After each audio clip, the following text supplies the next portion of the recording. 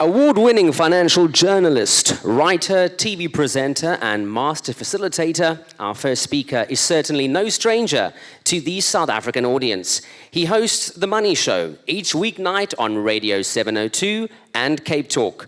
We are excited to welcome him to SAPEX 2019. Ladies and gentlemen, Bruce Whitfield. Full price delegates are here, right? So full price, business class, economy.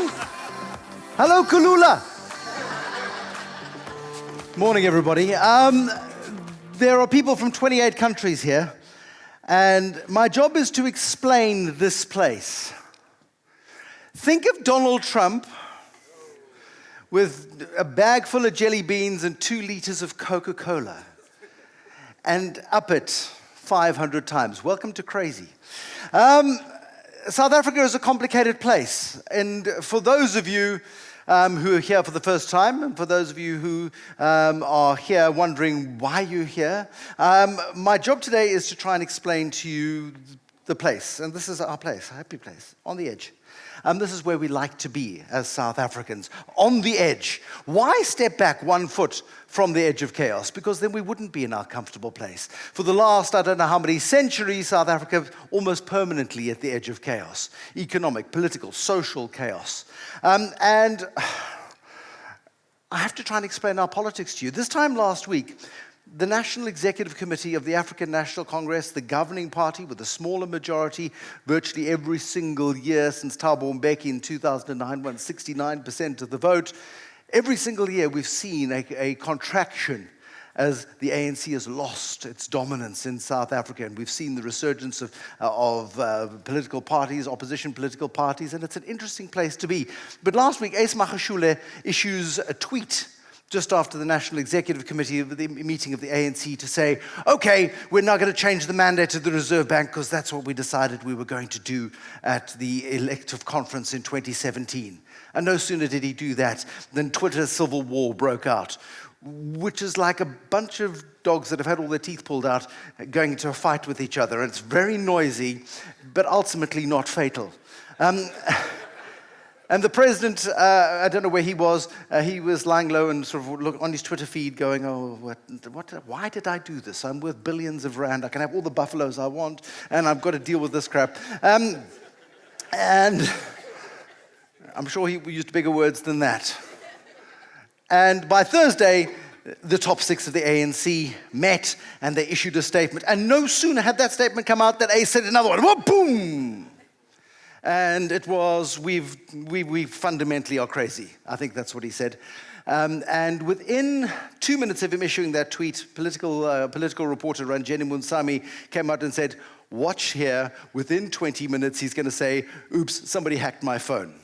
It wasn't 20 minutes, it was about 5. The tweet was deleted, and no sooner was that tweet deleted that he then issued another tweet from the same account to say, I believe a fake tweet went out from my account, it wasn't me. It's the shaggy defense.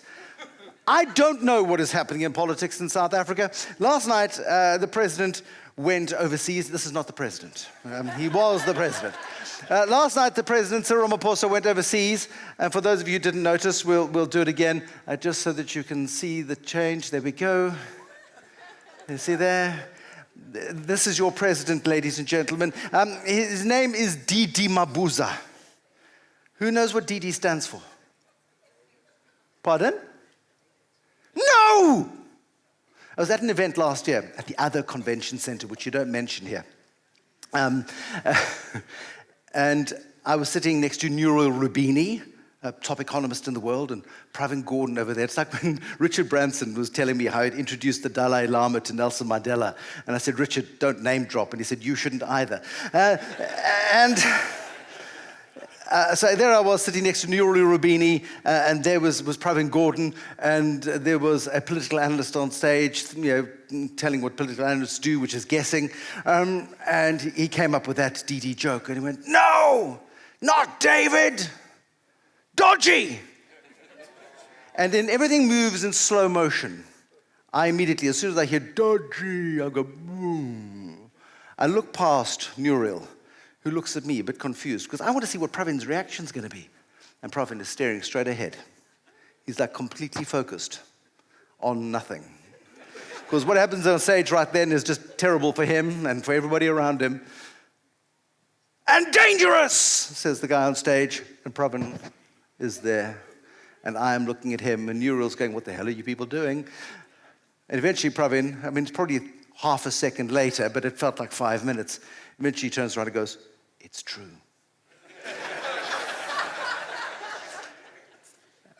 Your president, ladies and gentlemen, acting president. So if Nkwazi goes down, and Jay-Z didn't want Nkwazi. Nkwazi is the presidential jet. It's only little, and it seems to be much better repair in the last 18 months than it was in the 5 years before. Maybe we've got new technicians, or maybe there was nothing wrong with it in the first place, or maybe it's a death wish. I don't know. So the point of today is to say that we can't control the politics. We can't control the environment in which we operate. And the origins of this talk go back a couple of years to when I was in a pub in Manchester, and I promise I had only one beer. Because if I'd had more, I wouldn't believe my story either. But I came out of that pub in Manchester feeling as proud as a South African could possibly feel after a glass of warm English beer. Because on that bar counter were beers from all over the world that at that time were brewed by S.A.B. Miller. There was Grolsch, and there was Pilsner Urquell, and there was Foster's, and a whole bunch of others.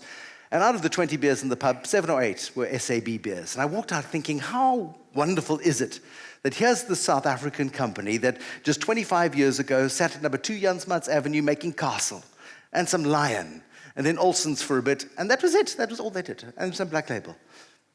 That's all they did. And they did it very well, and they could get it to market, and they understood what they were doing. And suddenly, apartheid was coming to an end.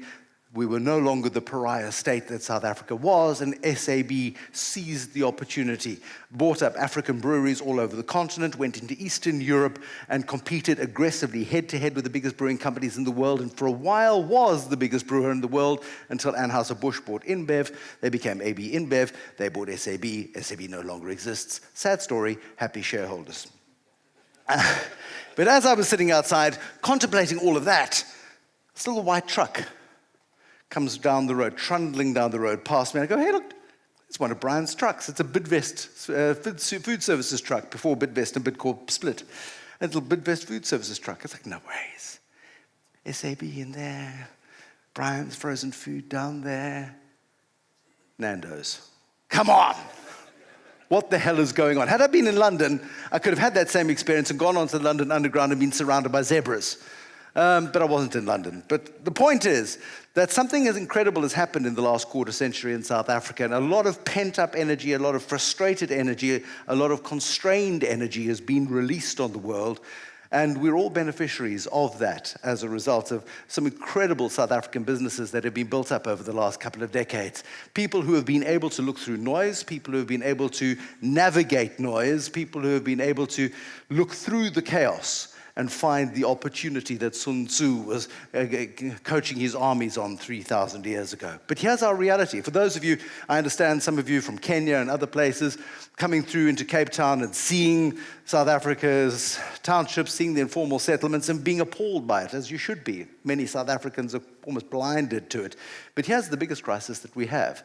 In an economy where we've got officially 37% unemployment, where we've got an economy that contracted by 3.2% in the first quarter of this year, where it's going to be not much better in this quarter, and Moody's, the ratings agency that hates us least, because they don't like us, is saying, you're going to go into recession, but here's your rating, you can have it for now, and it's quite scary. We are in a scary place, but we've been in scarier places, and let's talk about those, because today is about thriving at the edge of chaos. It's about trying to step back from the brink, or maybe it's a case of putting on your big boy pants, or putting on your big girl pants. If you're a big boy who likes big girl pants, sir, I won't judge.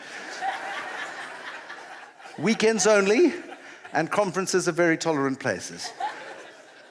But for those of us who hoped that things would calm the hell down after the Nazareth conference of the ANC, where I was sitting at a table smaller than this with a colleague of mine, a political reporter, and we had the numbers written down as to this was the threshold for the winner to reach. And we sat there, and Cyril's number came up first. That's below our threshold. He's lost. But maybe he hasn't, because it all depends on how many people are in the room. And by then, these guys have been shouting at each other for 4 days, and some people have got bored, some people had other business to do. There was Saxonwold was calling some, so it was kind of hard to know how many people were in the room at the time. And so we waited. And again, it went into that slow motion when the NDZ number came out, and it was, 179 votes lower than Cyril's vote. It was that close. We'd gone to the brink. We'd looked into the abyss. We'd looked at the infestation of crocodiles and ticks and malaria-laden mosquitoes, because the very next day, it sounds like a Wham song, we would have been carried away.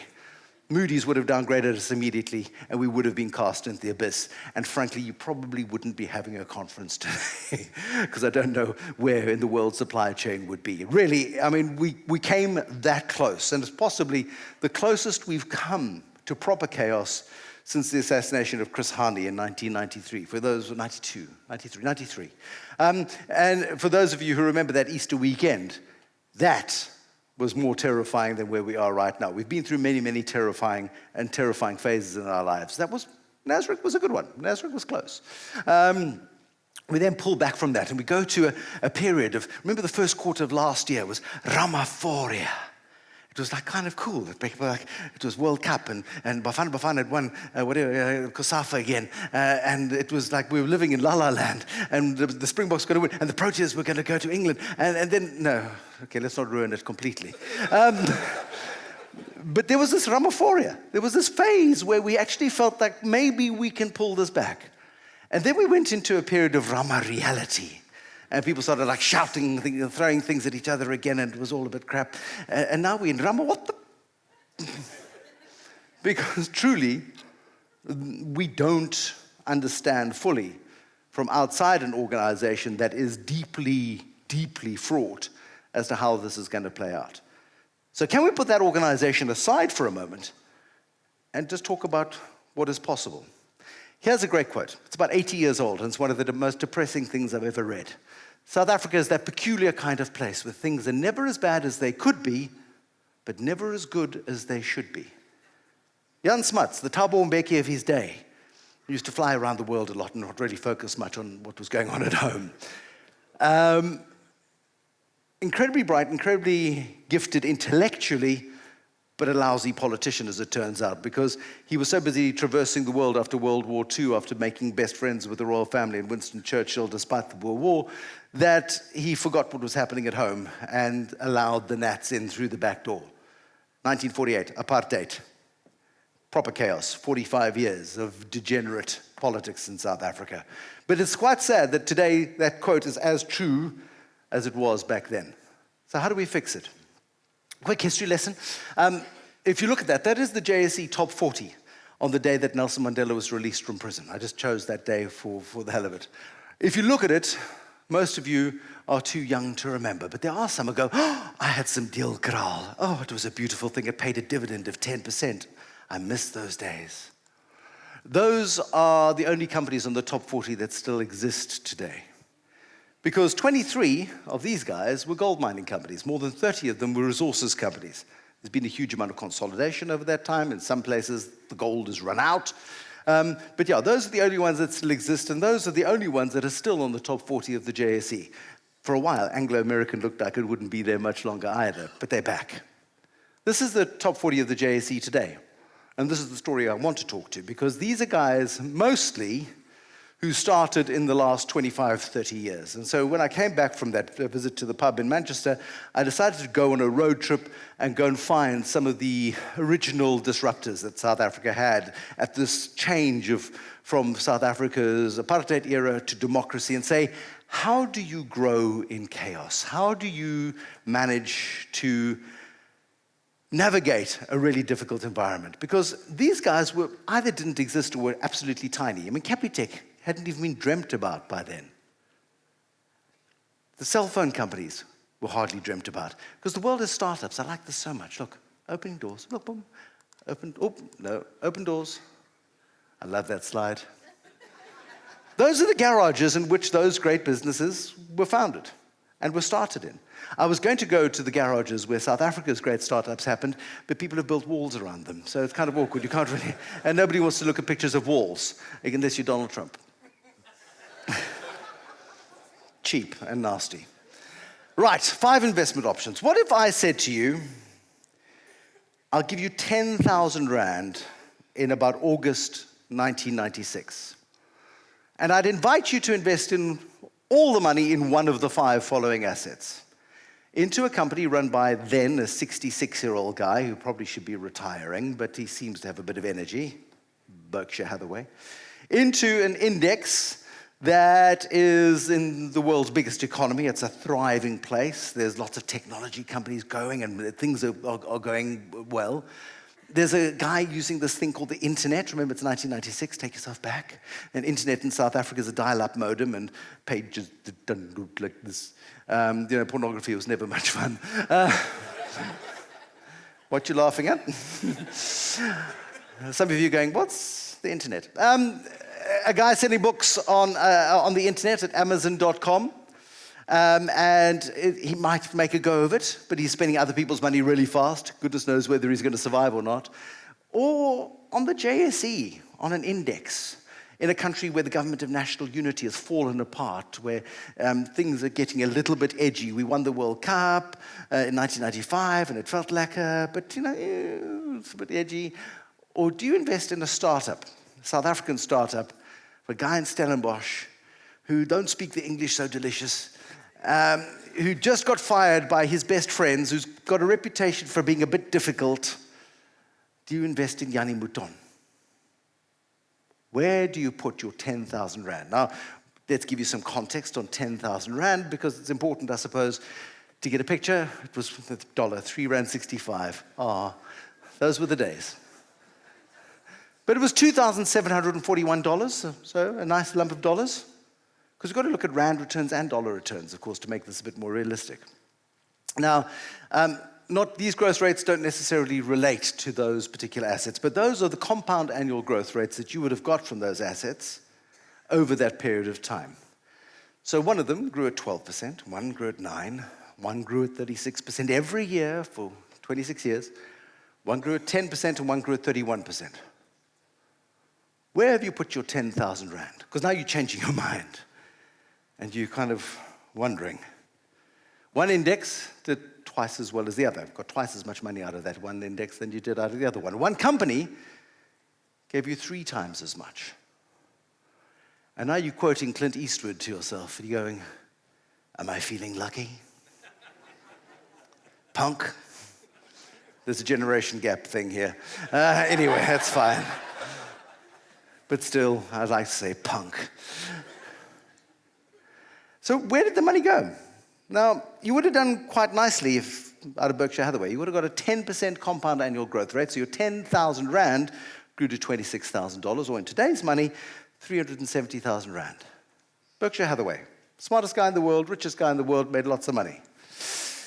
S&P 500 underperformed Berkshire Hathaway, which means the JSE and Amazon.com and PSG did better. So you can maybe rethink where you put your 10,000 Rand quickly. Amazon, 10,000 Rand's become 20 million Rand over that time. That's quite decent. The all-share index on the JSE gave you 12%. $38,000 versus the $20,000 that you got in the S&P 500. And, oh, look at that. Yanni, Slim Yanni, they call him. And that's mostly Capitec. That's mostly a company that didn't exist 20 years ago, that was a startup in South Africa that saw an opportunity, and it started out as a micro-lender. But if you go to Constantia Village Mall, I forget what was there before, there are people cutting out Capitec signs and sticking them on a door, as the FNB across the hallway from it no longer takes cash and deposits. The Standard Bank is closing 104 branches as it consolidates, as it says most people actually are going onto the internet now, doing banking there. And African Bank, which is expanding, and Capitec are going, baie dankie, thank you very much, kia leboga, ngozi. Thank you very much for leaving the market, because sales happen in branches, not on the internet. Good luck, big guys. If you just compare, just if I shuffle things around a bit, the S&P 500 underperformed Berkshire Hathaway. The JSE outperformed both of those. And just a 3 percentage point change in annual growth over those 26 years doubles your money. 536, roughly, to 280,000 Rand on the S&P 500. The biggest economy in the world, and South Africa outperformed it. Look, I don't want to show you the tables of the last 5 years because it would make you sad, and I don't want to make you sad so early on a Monday morning. But the point is, over time, South Africa has dramatically outperformed. And little PSG has dramatically outperformed Amazon. Just as, what's that, a 5 percentage point difference compounded over those 26 years. People talk about South Africa as being a basket case. And I just, yes, but no. It's more complicated than that. Ja, nee. There's a rough representation of what the JSE has done. If you were to wait in South Africa to do something interesting, to launch a business, to launch a project, to start an idea, when would you do it? Those red bars, which all look like New York City Twin Towers that you could just fly an airplane into, but are periods of recession in South Africa, and I might very well be preparing to add another one in. We're getting increasing periods of recession. And you look back at the last 4 decades in South Africa, and you wonder if these guys had sat on the fence and waited for the right time to start a business, would they ever have done so? Nando's was started, things were hot in South Africa in 1987 with P.W. Botha waving his finger at people and crossing the Rubicon and not crossing the Rubicon, and Bidvest also. Massmart, Discovery. What is Adrian Gore supposed to be the brightest guy in South Africa, isn't he? He's got an IQ that they have to redraw the graphs. And I said to him, as we were meeting to talk about various things, I said to him, you launched Discovery in the darkest time in South Africa, around the time of the Hani assassination. Yet, what made you do it? He goes, well, the opportunity presented itself. We knew there was going to be change. We knew there was going to be an explosion of private hospitals. They'd have to be funded somehow, and medical aid was broken. Somebody had to do it, and we kind of figured out we could do it, so we did it. I said, now you're launching a bank in an environment where the Reserve Bank is under threat and under siege all the time, because the Reserve Bank has got the capacity to issue the licenses, so we can have lots of VBS mutual banks. Not that I suggest for a moment that that's the motivation, but it's the candy jar that is the future of South Africa, is the Reserve Bank. And Lesotho Kganyago is the gutsiest guy I know. Okay, Cyril's quite gutsy, but I don't know him as well. But Kganyago is standing with his back against the wall, and he's pushing back very, very strongly. He's got some good wings, but the threats are there. And I said to Adrian Gore, I said, you're launching a bank into this environment. You're spending 7.5 billion Rand of your shareholders' money. You went to the United States to launch Destiny Health, and once you'd spent 1 billion Rand there, you packed your bags and came home. You left Vitality there as a platform for the future, but you're not stupid people. You've put 7.5 billion Rand into a bank that's got no branches. And he went, well, it's the future. He says, and you'll hear from him in a bit, I mustn't steal his thunder. But they have MTN and Vodacom, Aspen Pharmacare, First Rand. Remarkable story of enormous wealth and growth in that time. And then the world's luckiest deal, Naspers, little newspaper printer of Cape Town that had wasted millions of rands worth of shareholders' money in China. They took people from Stellenbosch and they put them in charge of Chinese people. And I don't know what no is in Chinese, but they said that a lot. You can ask anybody who works in Naspers, what's no in Chinese? And they'll tell you. Because Chinese people didn't like being told what to do by South Africans.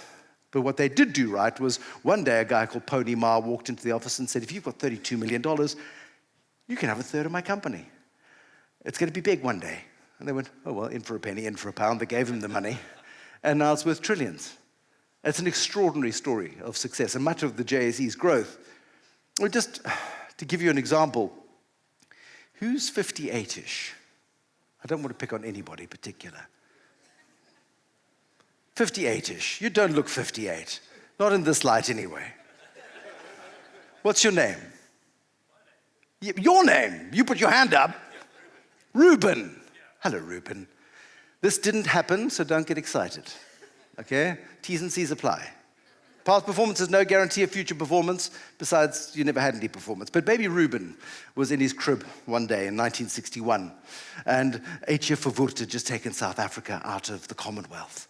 And his parents looked at baby Ruben and they thought, what a pretty boy he was. And they thought that he'd have to have a future one day. So they took 1,000 rand and they invested it on the JSE. And they said to baby Ruben, don't touch this money until you're 65. If you can leave it longer, even better. But don't touch that money, because we believe that the future is bright. Nobody else does. Nobody else is investing. People are moving to Perth and to other places. But we believe, Ruben, that you're going to stay in South Africa and you're going to need this money one day. And so they put the 1,000 rand into the account, into the savings account. And at the end of the first decade, by the time Ruben was 10, he was worth 4,000 rand. His money had grown 4 times during the 1960s. And by the time we came to the 1980s, by the end we got to the 1980s, he had 191,000 rand. Ruben was rich, but wasn't allowed to touch the money. All he was doing was every year was reinvesting his dividends and letting the money grow. What is Ruben's 1,000 rand from 1961 worth? I have time. We can play this game. Sorry, how much? 800 million rand. Sir, gin and tonic at breakfast time is lovely. I admire your courage. Were you an accountant before this? Did you work at KPMG? Or maybe spend some time at Regiment's Capital. I don't know. But thank you for your ambitious opening bid. Back here where we live, it's called Earth. And we have something called gravity. It's flashing green lights at me. No, is the short answer to that. But still remarkable. At 7 million rand, 7.5 million rand, depending on how wild the JSE at any time. That 1,000 rand has grown to that extent. Remarkable growth rate. 19.5% compounded every single year. How does that happen in an environment that has been as politically belligerent and exclusive and messed up as South Africa has been? I mean, you go way back to whether it was Milan or Strydom or Verwoerd or Forster or P.W. Botha or that period of F.W. de Klerk until he handed over to Nelson Mandela. It was the ultimate hospital pass. They said, no money left in the treasury. Take it, big guy. Let's see what you can do. And we had an extraordinary decade of growth. We had this period, this uncertainty, 94 to 96. But Trevor Manuel took over the treasury in 1996. He ran it for 13 years. And then we got Pravin, and then we got Des, and then it was terrible. I mean, Panyaza Lesufi broke Des van Rooyen's record. Des van Rooyen was finance minister for 93 hours before, amongst others, I saw Patrice Motsepe there last year, and I said to him, is it true that you swore at the president? He said, what have you heard? So I told him the words I heard that he'd used. He said, no, it's much worse than that. So anyway, Pravin was then brought back to the treasury, and then he then served, and he was pulling knives out of his back. And then we got Malusi, and Malusi went to the National Treasury, and he was great and gone. And then we got Nene back, and he fell off his chair. And then who's the new guy? Oh yes, Tito. Oh, can't keep up. But the point is, we went through an incredible growth period. All the way up until 2008, global financial crisis happens. The rest of the world comes out of the global financial crisis. Venezuela, Zimbabwe, South Africa don't. And it's self-inflicted. But in that mess, extraordinary things happen. I want to tell you some stories about why extraordinary things happen, because I came back from having that beer in Manchester, and I decided that I needed to find out what the secret sauce was. What was it about these guys who started businesses 30 and 40 years ago that got them, one, to do it, 2, to grow those businesses in South Africa, and 3, to persist in a really, really difficult environment. So Stephen Koseff was one of the early employees at Investec. He just retired late last year. And Investec has been more successful for its employees than investors in its shares. But it's a remarkable story of chutzpah. And this is a little business in South Africa that starts out in the 70s, lending 1,000 rand a time to doctors, dentists, and lawyers, the professional classes of downtown Joburg. And that's still their market today. And they wanted to be the next Goldman Sachs. That was the big goal. So how do you do it? Well, you take big, hairy, audacious gambles, and you buy things. And often, sellers have seen Stephen coming and have sold him terrible businesses. But there was one thing that changed the future of investing, and it was 1990, South Africa is going through this transition that nobody knows how it's going to end.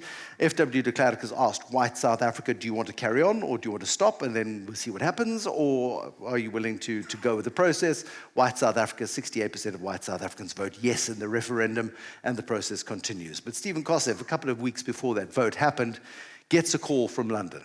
And this is how that call played out. Meeting was with the chairman of Barclays, a gentleman by the name of Andrew Buxton, who came from one of the founding families of Barclays. And he says to me, going to send me some documents. He says, where are you staying? So I said, the Holiday Inn Marble Arch. The guy introduced me, we nearly dived under the table. He said to me, Stephen, in future you must get a much better address. But what did we know? That was our story. And the timing was good because it was just prior to the referendum. The Barclays guys said, you can buy, we'll do a deal with you if the referendum is a yes vote. If it's a no vote, you're gone. Chutzpah. I mean, it really is that thing where a lot of these guys said, we've got nothing to lose. Let's go and have the meeting. Let's go and do the deal and see what happens. And a lot of what has happened with these guys is a bunch of good luck, a bunch of good timing, a bunch of capital, historical capital behind them, the ability to raise capital in times before the Competition Commission became quite obstructive with doing deals, and being able to do big transactions. But mostly, it's about being able to do big deals. Koseff, people must be allowed to make affordable mistakes. Now, Ace Magashule does not make affordable mistakes. He makes mistakes that are distinctly unaffordable. So when I see the president next time, I'm going to show him that slide. And that's an investing philosophy. You don't make the same mistake twice, however, and if you do, then you're regarded as stupid and you go. And if you are malicious and dangerous, you go. If you're not a team player, you go. But if you're on board and you make mistakes, and there's a logic to those mistakes, and you were trying to grow the investing business, you can stay. Just don't do it the same. Don't make stupid mistakes over and over again. And to Bidvest, probably one of the most terrifying intellects on the JSE, a guy with a fearsome reputation who started Bidvest. And Bidvest's origins are in the garage of the family home in Sydenham, I think, in Johannesburg. And Mrs. Joffe, I saw a forklift out here. I want to see Mrs. Joffe one day driving the forklift, because she could, 35 years ago, drive a forklift and take bags of rice out of the garage and put them on the pavement, and then she'd go, and then trucks would come by and they'd pick them up. Nowadays, you do that, and each bag you put down disappears. But a family business. They bought Chipkins. Food distribution business. They got into services. Now you can't, you try and get between here and even the airport and get to the airport, you can't avoid Bidvest even if you want to. They are integral to the South African economy, employ something like 130,000 people across this continent, the vast majority of them in South Africa. More than half of them happen to be women. And it's in security and in cleaning services and all sorts of other businesses as well. But an extraordinary South African success story. And it comes from being uncompromising. It comes from being vigorous in governance, vigorous in accounting practices, vigorous in watching each and every cent. We were an entrepreneurial bunch. We were just about up for anything. So I was the devil's advocate in many spaces, especially in the boardroom, when results were being presented and the like. Some people didn't necessarily like that because they had good results and they'd come to a meeting and say, well, you're expecting to say, well done, well done, well done. My view was you had to do well because you were part of Bidvest. You were the cream of the crop, and why didn't you do better, kind of thing. And I suppose that was a bit of a culture learned from my mother. I got scolded every year on my school report. I wasn't very smart. Yeah.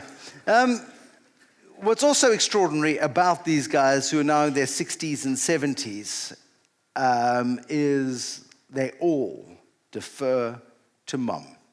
Gentlemen, we are off the hook. No matter how many terrible mistakes you make as a father, you're going to be fine. Because older men, are absolutely referred to their mothers. I remember once having a conversation with Brant Pretorius. And many of you may know Brant from his many years at McCarthy and other places. But Brant has got also a very calm exterior and a very calm way of speaking. And I said to him one day, I said to him in a live radio interview, I said to him, Brant, have you ever raised your voice? Oh, yes. Have you ever lost your temper? Oh, yes. Like when? Oh, about 30 years ago, and I still feel very bad about it, you know. A week later, Maria Ramos came and sat in the same chair opposite me, and now Maria has got a different reputation. Maria was giggling as she came in. She said, "Where was Brant sitting? Where was Brant sitting?" I said, "No, he was sitting there." "I want to sit there too." And Brant was on the ABSA board at the time. She said, "Oh, that Brant, he's so funny. I heard him last week. We're such different people, him and me." Anyway, we move on. Brian Joffrey's got more of a Maria reputation than a Brant reputation. You'd like, where's my 500 million rand man? There he is. Was it 6, 8? Hundreds of millions of rand. Oh, he was there, I know. He also, I think Brian, I'm not sure where he did his articles, but if you only ever looked at the accounting, you'd never do a deal. And so often, in days of corporate governance and in days of compliance and days of bureaucracy and days of boring, we've lost the charm and the excitement, frankly, of chasing the deal. And that's almost a great pity.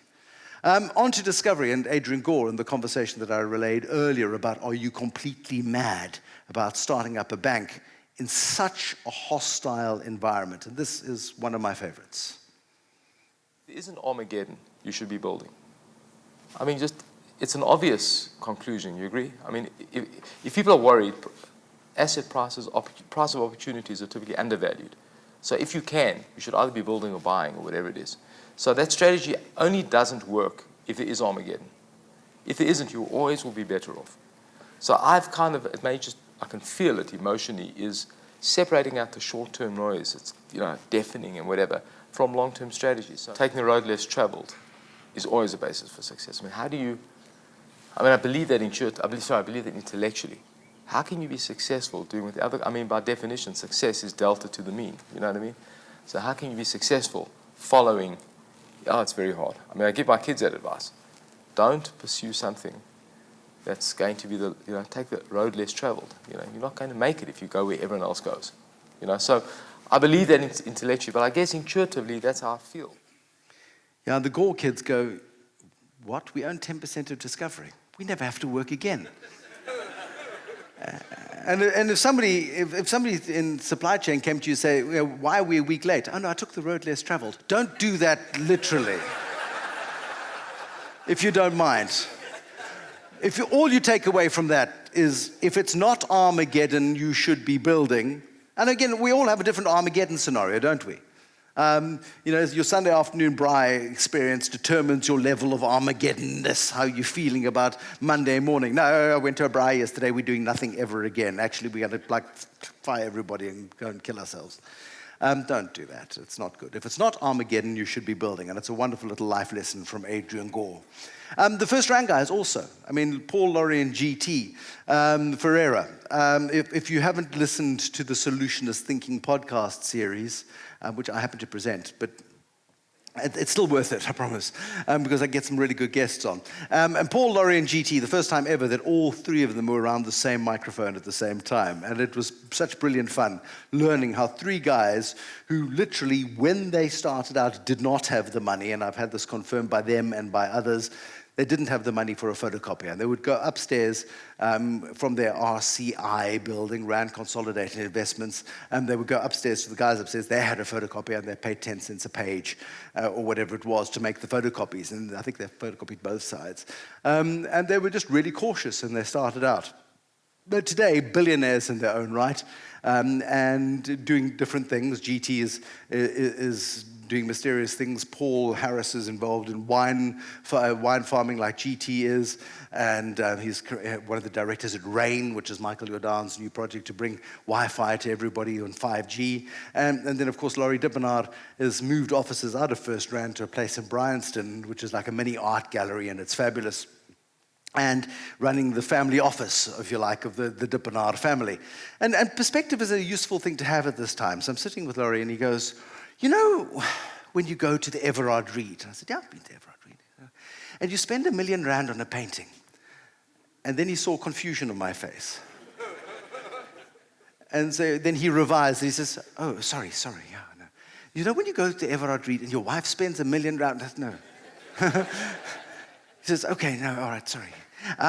He says, okay, so my wife went to the Everard Reed and she spent R1 million on a painting. I said, now that's a better story because I can now understand your story. He says, you know, the best thing about that was, I said, what? Which painting is it? No, it's at home. He says, we got e-bucks. And now we got a free big screen TV. And like I have to give the guy a lesson in economics. If you wanted the TV, just come buy the TV. I don't know. But anyway, I'm sure it's a pretty picture too. Even the super rich guys like freebies, is my point. But Laurie Dippenard is one of the most remarkable communicators of complex concepts. And if you've ever truly want to understand how to navigate chaos, have a listen to Laurie Dippenard drill down to its barest essence. So the first thing is I do not believe that we really have had chaos. I mean, chaos is Syria. So what we have had is rapid political change, extreme volatility, policy uncertainty, etc. There's no such thing as the perfect moment, like there's no such thing as the perfect decision. If you're waiting to make the perfect decision, you'll wait forever. It's sort of decision-making is a best efforts, and it's the best decision in the circumstances. But you can't wait, as I say, for the perfect. It's like someone crossing the double highway with a motor car. And if the perfect situation is there are no cars on either side of you, well, that's not going to happen, other than at 3 in the morning, all right? At the point in time you say the gap is acceptable. Go. You put foot. You put foot. He's one of the cleverest people in the country. And sometimes you just have to put foot. But chaos is Syria. Chaos could be Zimbabwe. Chaos could be Venezuela. What is chaos? It's all about perspective. It's all about being able to navigate through what you see as the chaos to get to a goal. I mean, they were offered, Barclays had pulled out of South Africa after the Rubicon speech, and they didn't want FNB really. Excuse me, but FNB was owned by Anglo-American. What they wanted was Southern Life. And they wanted to bring Southern Life into momentum, and they were going to have this insurance giant, because that's where they'd come from. The background was to create this insurance giant. And Anglo said, yeah, you can have Southern Life, but you must take FNB as well. So, looked around the table, like, okay. They had no money. It's 1987, darkest time in South African history up until that point. We were so far in junk that we didn't even have a status. So they went and they raised 5 billion rand in an afternoon, simply because investors needed somewhere to put money. They bought it, and the rest is history. An incredible South African success story of growth in the financial services sector. Now, this guy shouldn't be here, because he went to Australia twice. So he tried to expand, he went up, oh hell, came back. Up, tried it again, and got smacked back again by the unions in Australia. But he's very important to tee up my final video, which is with Christo Wiese. You'll remember him. He used to be a billionaire. Unkind, I know. There's no coming back from that, is there? So let's move on to Raymond Ackerman. Raymond Ackerman used to run Checkers on behalf of the Greatermans Group. and he was running more than 80 shops on behalf of Greatermans. And Greatermans used to big fat margins on T-shirts and underpants and all the rockies and whatever you bought in the 1960s and 70s in Greatermans. And they said to Raymond Ackerman, this newfangled supermarketing idea you've got with food is a terrible idea. You have people coming in, you push their trolleys out to the car, you help them unpack their bags. We don't pay you to do that. We pay you to be the boss. You're doing margins of 3%. Are you nuts?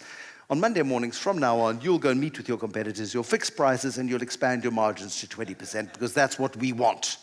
And he went, no. And he knew he was going to get fired. And a couple of months before he got fired, he gets a call from a guy called Jack Golden, who lives in Cape Town. And in those days, Cape Town was much further away from Joburg. And there were like only 2 airplanes a day, but they all left on time. And Jack Golden gives him a call and says, I've got this little thing called Pick and Pay. I don't know what I'm doing. Please help. He respected me because he phoned me when I was a big guy in Greatermans with 80 stores. He said, I'm opening a small chain in Cape Town. Can I come and see your stores and take some notes? I said, certainly, Jack. I don't know you, but this is how Americans looked after me, so you can come. And so I did something which really helped me in our future. I went to meet him at the airport, and here I am, a big guy, 82 stores. My secretary said, you've got a very busy day. I said, cancel everything. I'm going to meet this guy. He's a competitor, and I want to see what he's doing. And I took him around, and he went back, and he thanked me. And 6 months later, he phoned me and said, Raymond, I don't want to sell to anyone else. I want to get out of supermarketing. And I only want to sell to you, when he heard that I'd been fired. So put that down to luck. It wasn't just luck, because I always have listened to people. I've always given them time. And by doing that, he flew up and I met him. And that meeting him changed my life. And that's a very important lesson. People sometimes get too big for their boots. Somebody wants to see them. Oh, no, I'm busy. I can't see you. I see anybody who wants to see me. Up until that moment, I was feeling quite special. I got a meeting with Raymond Ackerman. I'll see anybody. So if you're in Kenilworth and you need a cup of tea, pop into Raymond. Tell him I sent you. Don't get too big for your boots. I mean, it's a risk everybody faces all the time. Which leads me very neatly onto this one. It used to be the 6th biggest company on the JSE. It had an extraordinary global footprint. When I went to go and see Christo Wiese, who was one of the masterminds behind the structure of this incredible business, I wanted to talk to him about the future. I wanted to talk to him about this little country at the bottom tip of Africa that had this global footprint.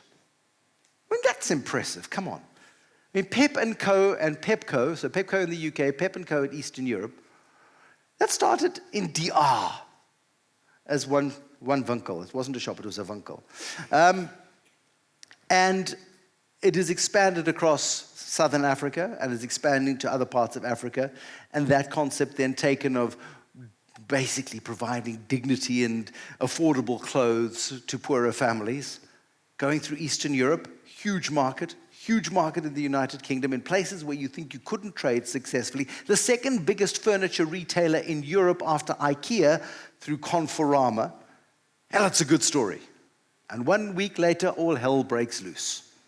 Marcus stops returning Christo's phone calls, and what we know now is there's been a 200 billion rand fraud, and we still don't know the full story, and people will go to jail, and there were 8 people fingered in a PwC report, and it's a shambles.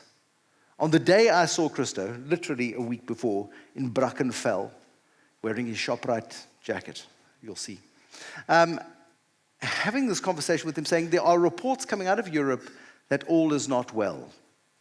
You know, you've built an enormous amount of wealth. At the time, he was worth $7 billion and was on the Forbes list of dollar billionaires. A month later, when my friend Chris Bishop, who's the publisher of Forbes Africa, sent all the data of Africa's billionaires to Forbes in the United States, they sent back an email saying, you're missing one. He said, no, we've got them all. No, but this Wiese guy last year was worth $7 billion. He's not on this list. You've obviously made a mistake. And they said, no, we've quadruple checked everything. He'd gone from being worth more than $7 billion to being worth less than $1 billion. And it wasn't just Steinhoff. Steinhoff was a big chunk of it. But there was Brait as well. Brait has been a disaster as far as that is concerned, also from $150 down to, I think, 15 at the moment or thereabouts. It's close. The businesses have lost their way very, very substantially. And it came through hubris, it came through greed, it came through a fear of the South African environment to do a deal with a guy who can then take the listing of Steinhoff and offshore it and put it in Germany, and to go, that's a great idea, because suddenly he managed to externalize his money and put it in Germany. And so many people have burnt themselves so badly by doing that over decades, of course, going, the place is dead, let's get our money out. And they do it in a ramshackle or far too clever a way. And so I said to him, you've got this board, you've got a fabulous business, you've got all these clever people, you've got some of the smartest chartered accountants in the world on your board. You are a trained lawyer, aren't you? I often crack the joke that one of life's blessings that I had received is that I never qualified as a CA. Now, I don't mean that as a dig, because CAs are very important people and help to keep the likes of myself on the straight and narrow. He doesn't crack many jokes anymore, I am told. But I said to him, so what happens if you have a disagreement in the boardroom? And you also got two boards. You've got Steinhoff and you've got Steinhoff International, and they're kind of duplicating what the others do. And it looks messy and complicated. And does the left hand really know what the right hand is doing? And do you trust Marcus as much as you trusted Whitey Basson, who built up your ShopRite business for you? How do you know? He goes, logic. So I explained, and he explained. I said, but you've got some really smart people around your boardroom table. People who also are logical. Johan van Zyl saved Sanlam from the gutter. Steve Boyson, who's one of the smartest minds in accounting in the country. And others. And I find it very hard to accept that anybody could be more logical than me. And it gets to the point of being too big for your boots. So sometimes you just need to wind your neck in a little bit and breathe. This is the movie that's going to be made, by the way, of South Africa. Atul, Des, Brian, Mosebenzi. Oh, there's Lynn. Charlize has apparently agreed, by the way. They saw her in Monster. And it's going to be just like the Italian Job, because Charlize was in the Italian Job. She was a bit younger then. And they had the minis. And remember the minis going through all of those canals and things. And there were big police cars behind. And there was like lots of sirens and stuff. Except this movie is going to be different in that they're going to be people in blue lights and they're going to be in front. And then a country's going to chase them down. Largely that's happened. And it's taken us and brought us to this place where, do we take the road less traveled or do we take the main road? Hopefully, I don't want the road less traveled. That's bumpy, and it's rough, and it's dark, and they're monsters. The guy who won the general election for the ANC, without him, I don't think they would have won it. The opposition parties lost their greatest ally when Jay-Z went to wherever he's gone. But had it not been for an amazingly free media and the 200,000 Gupta emails that got vomited onto the internet, what is it, 2 years ago? Just 2 years ago. We'd be in a very, very different place. And we're not. We're in a far better place than we could otherwise have been. And it's important to keep that perspective. It could go bad, I don't know.